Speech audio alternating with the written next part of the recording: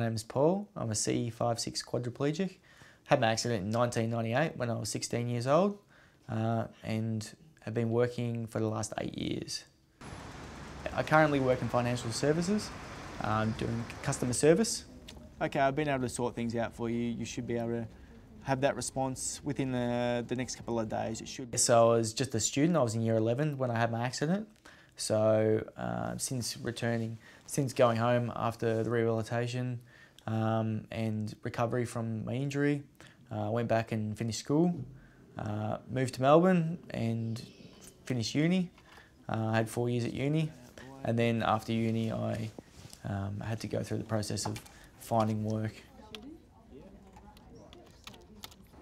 When I was starting to imagine what was life going to be like as a quadriplegic, I came up with 2 goals. One of them was to have fun, and the other one was to make something of myself. And I knew to make something of myself and stuff, it meant getting out and getting a job.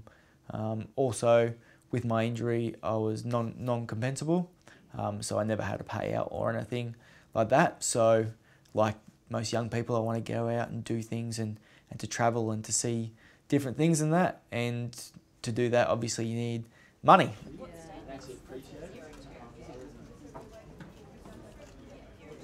Hi Paul, how's it going? Good, thanks, Amy. Have you had a good day today? Yeah, of course. How are you going? Good, I'm good.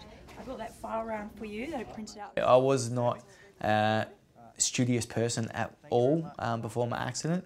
I was typical teenage, bit out of control and hard to get to focus at any one particular thing for any time, especially sitting down books and study-wise. So I think I would have been on a different path if I had not had my accident. I don't think I would have been an office-based worker. I learnt to learn for the first time pretty much really and apply myself in a way I was able to, which is now like through work and stuff, using computers and phones. There was a lot of groundwork which allowed me to be successful since I got a job.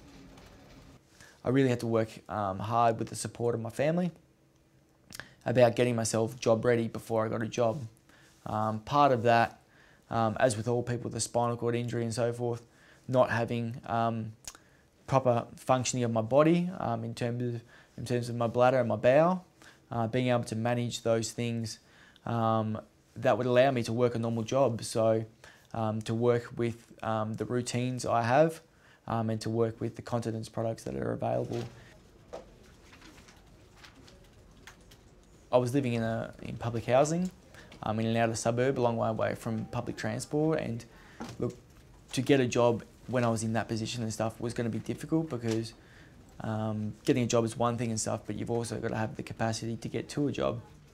I was in the fortunate situation where my family was able to support me and get me into living arrangements that was going to be suited. So I was very close to a train station and not a huge commute to get in and out of the city. And like a lot of people, I eventually found employment via family friends. The job I'm in now is not the job I started in. To go from no job to a job is hugely difficult, especially when you've got a severe disability like quadriplegia. There's a lot of things that potential employers are going to be uncertain of, maybe wary of, and when you've got no employment record, it's difficult to allay those fears. Whereas when I went for this job, I had almost 5 years of employment.